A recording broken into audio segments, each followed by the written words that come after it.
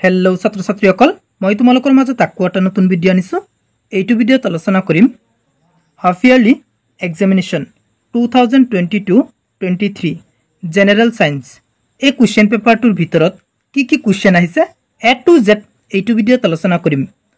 মই তোমালোকক MCQ question আৰু 1 মাৰ্কৰ কুৱেশ্যন কেইটা সলভ কৰি দিম। যদি তোমালোকৰ লং কুৱেশ্যন লাগে মোক কমেন্ট কৰি ক'বা, মই তোমালোকক হোৱাটছএপৰ যোগেদি দি দিম। এতিয়া আমি চাই লওঁ কি কি কুৱেশ্যন আহিছে। 1 নং কুৱেশ্যনটো চাবা। তোমালোক প্ৰথমতে শুদ্ধ উত্তৰটো বাছি উলিয়া। মাৰ্বলৰ ৰাসায়নিক সংকেত হ'ল, 4টা অপচন দিছে। ইয়াৰ ভিতৰত শুদ্ধ উত্তৰটো হ'ব 1 নং অপচনটো শুদ্ধ উত্তৰ CaCO3 মানে ক্যালসিয়াম কাৰ্বনেট হ'ল মাৰ্বলৰ ৰাসায়নিক সংকেত। বুজি পালা? নেক্সট কুৱেশ্যনটো চাবা তোমালোক। অজীৰ্ণতাৰ চিকিৎসাৰ বাবে কোন ধৰণৰ ঔষধ ব্যৱহাৰ কৰা হয়? 4টা অপচন আছে। ইয়াৰ ভিতৰত শুদ্ধ উত্তৰটো হ'ব 2 নং অপচনটো শুদ্ধ উত্তৰ অম্লনাশক। নেক্সট কুৱেশ্যনটো চাবা তোমালোক। এইটো কুৱেশ্যন পেপাৰৰ পৰা বহুত কুৱেশ্যন কমন পৰিব তোমালোকৰ হাফ ইয়াৰলি এক্সামিনেশ্যনত। তোমালোক ভালকৈ চাবা কুৱেশ্যন কেইটা। মানুহৰ বৃক্ক দুটা কোনটো তন্ত্ৰৰ অন্তৰ্ভুক্ত? এইটো শুদ্ধ উত্তৰ হ'ব ৰেচন। 2 নং অপচনটো শুদ্ধ উত্তৰ। যদি কোনোবা এটা কুৱেশ্যন কনফিউজ লাগে মোক কমেন্ট কৰি ক'বা, মই তোমালোকক বুজাই দিবলৈ চেষ্টা কৰিম। নেক্সট কুৱেশ্যনটো চাবা। স্বপোষীয় পৰিপুষ্টিত প্ৰয়োজন হয় পত্ৰকৰিত সূৰ্যৰ পোহৰ কাৰ্বন ডাই অক্সাইড ওপৰৰ আটাইকেইটা? এইটো অপচন মানে 4 নং অপচনটো শুদ্ধ উত্তৰ মানে পত্ৰকৰিত সূৰ্যৰ পোহৰ কাৰ্বন ডাই অক্সাইড এই তিনিটাৰে স্বপোষীয় পৰিপুষ্টিত প্ৰয়োজন হয়, সেইকাৰণে ওপৰৰ আটাইকেইটা 4 নং অপচনটো শুদ্ধ উত্তৰ। বুজি পালা? যদি বুজি পোৱাত কিবা অসুবিধা হয় মোক কমেন্ট কৰি ক'বা, মই তোমালোকক পাৰ্সোনালি বুজাই দিম। নেক্সট চাবা। দুটা নিউৰনৰ মাজৰ খালী ঠাইক কোৱা হয় সাইনেপছ। মানে দুটা নিউৰনৰ মাজৰ খালী ঠাইক কি বুলি কোৱা হয়? সাইনেপছ বুলি কোৱা হয়। বুজি পালা? 1 নং অপচনটো শুদ্ধ উত্তৰ। নেক্সট চাবা। সমভিত্তিক অংগৰ এটা উদাহৰণ হ'ল, 4টা অপচন আছে। ইয়াৰ ভিতৰত 1 নং অপচনটো শুদ্ধ উত্তৰ বাদুলি আৰু চৰাইৰ ডেউকা।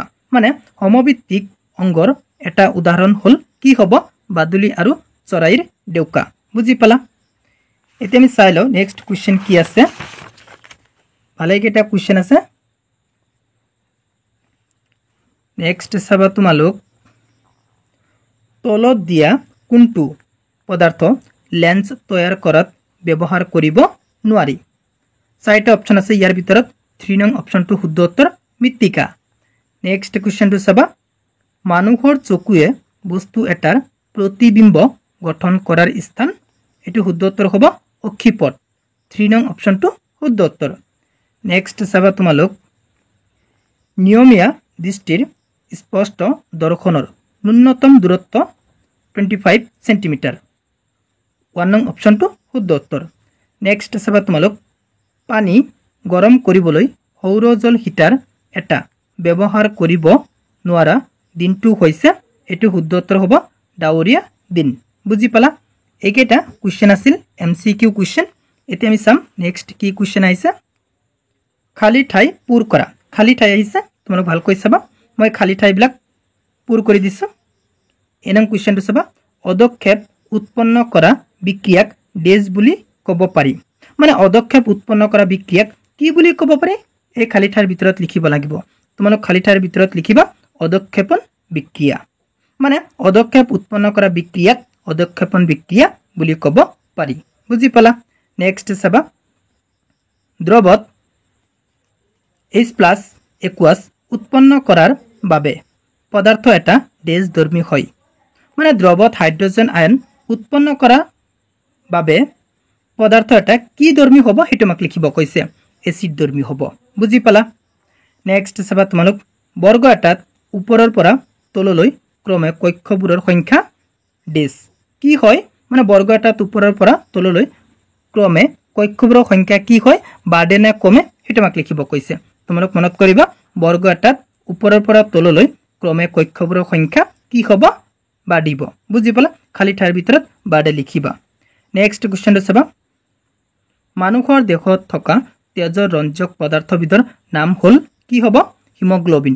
খালী ঠাইৰ ভিতৰত হিমোগ্লোবিন লিখি দিবা নেক্সট কোৱেশ্চনটো হ'ল প্ৰমস্তিষ্ক হ'ল মস্তিষ্কৰ মুখ্য ডেছৰ অংগ মানে খালি ঠাইৰ ভিতৰত কি লিখিব লাগিব চিন্তা ভাৱনাৰ মানে প্ৰমস্তিষ্ক হ'ল মস্তিষ্কৰ মুখ্য চিন্তা ভাৱনাৰ অংগ বুজি পালা নেক্সট চাবা তোমালোক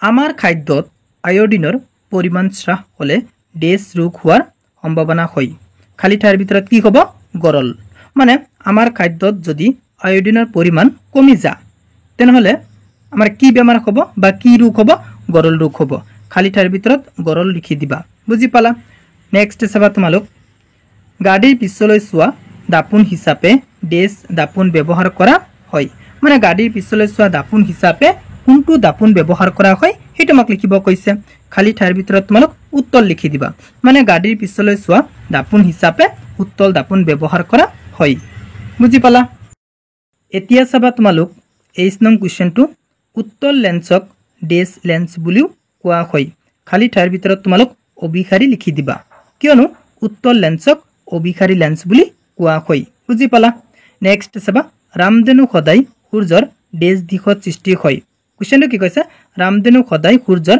কি দিশত সৃষ্টি হয় সেইটো আমাক লিখিব কৈছে খালি ঠাইৰ ভিতৰত তোমালোক বিপৰীত লিখি দিবা বুজি পালা মানে ৰামধেনু সদায় সূৰ্যৰ বিপৰীত দিশত সৃষ্টি হয় নেক্সট চাবা সৌৰকোষৰ প্ৰস্তুতকৰণত ডেছ ব্যৱহাৰ কৰা হয় মানে কোৱেশ্চনটো কি কৈছে সৌৰকোষৰ প্ৰস্তুতকৰণত কি ব্যৱহাৰ কৰা হয় সেইটো আমাক লিখিব কৈছে তোমালোক মনত কৰিবা সৌৰকোষৰ প্ৰস্তুতকৰণত সিলিকন ব্যৱহাৰ কৰা হয় বুজি পালা এতিয়া আমি চাই লওঁ নেক্সট কোৱেশ্চন কি আছে নেক্সট কোৱেশ্চন আছে হসা মিছা 3 নং কোৱেশ্চনটো চাবা মই তোমালোকক জাস্ট কোনটো কোৱেশ্চন হসা কোনটো কোৱেশ্চন মিছা কৈ দিম যদি তোমালোকৰ কনফিউজ লাগে মোক কমেন্ট কৰি কবা মই তোমালোকক হোৱাটছএপৰ যোগেদি বুজাই দিম এই নং কোৱেশ্চনটো চাবা যিবোৰ বিক্ৰিয়াত শক্তি শোষিত হয় তেনে বিক্ৰিয়াক তাপগ্ৰাহী বিক্ৰিয়া বোলে হসা তোমালোক উত্তৰটো লিখি জাস্ট লিখি দিবা হসা বুজি পালা প্ৰথম দ্ৰৱৰ pH ৰ মান 7 এটো হসা মৌলবোৰক সিহঁতৰ ধৰ্মৰ ভিত্তিত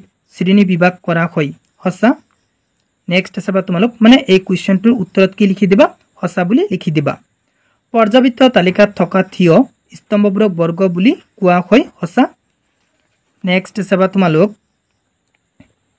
পাচক নলীৰ আটাইতকৈ দীঘল অংশটো হৈছে বৃহদান্ত্ৰ এটো মিছা অদক্ষেপণ বিক্ৰিয়াত অদ্ৰব্য লৱণ উৎপন্ন হয় এটো মিছা ব্লিচিং পাউডাৰৰ ৰাসায়নিক সংকেত হ'ল CaOCl2 এটো হসা মানৱ দেহত থকা ক্ৰমজমৰ সংখ্যা 23 জোৰ এটো হসা মেণ্ডেলৰ দ্বিসংকৰ অনুপাতটো হ'ল 9:3:4:2 এটো মিছা নেক্সট চাবা তোমালোক বিবৰ্ধনৰ মানৰ আগত ঋণাত্মক চিহ্ন থাকিলে প্ৰতিবিম্বক হদ বুলি কোৱা হয় এটো হসা হসা মিছা কেটা শেষ হ'ল এতিয়া আমি চাই লওঁ কেৱল উত্তৰ দিয়া 1 মাৰ্কৰ কোৱেশ্চন কেটা সলভ কৰি দিম তোমালোকক বগা সিলভাৰ ক্লোৰাইড AgCl সূৰ্যৰ পোহৰত কি ৰঙলৈ পৰিৱৰ্তন হয় মটিয়া তোমালোক জাস্ট উত্তৰত মটিয়া লিখি দিবা মানে বগা সিলভাৰ ক্লোৰাইড সূৰ্যৰ পোহৰত মটিয়া ৰঙলৈ পৰিৱৰ্তন হয় বুজি পালা নেক্সট চাবা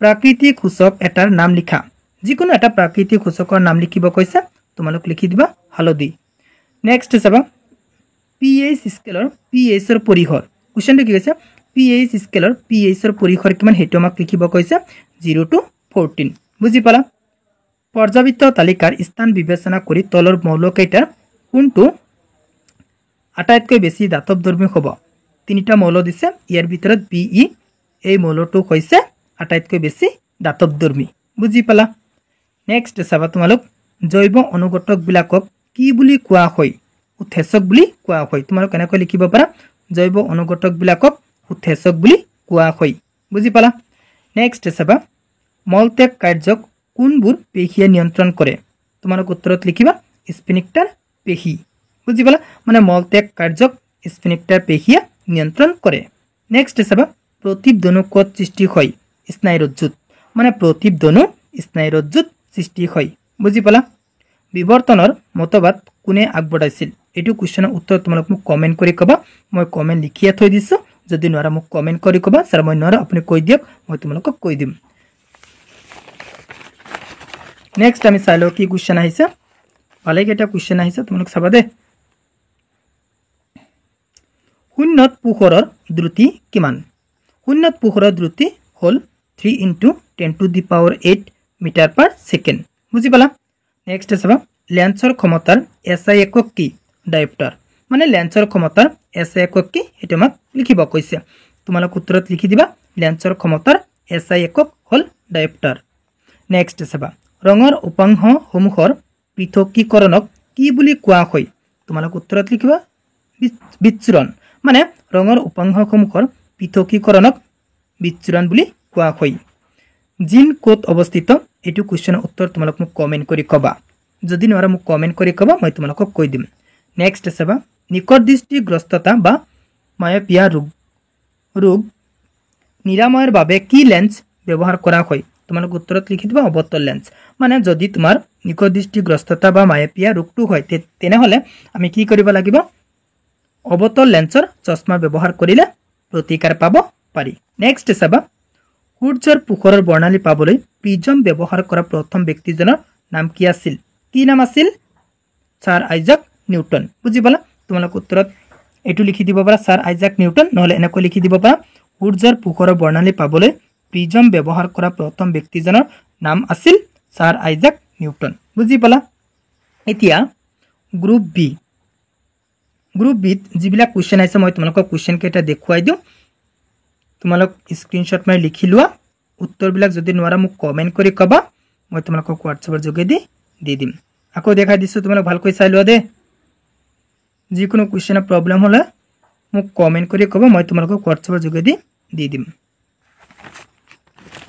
নেক্সট চাবা তোমালোক চাই লোৱা ভালকৈ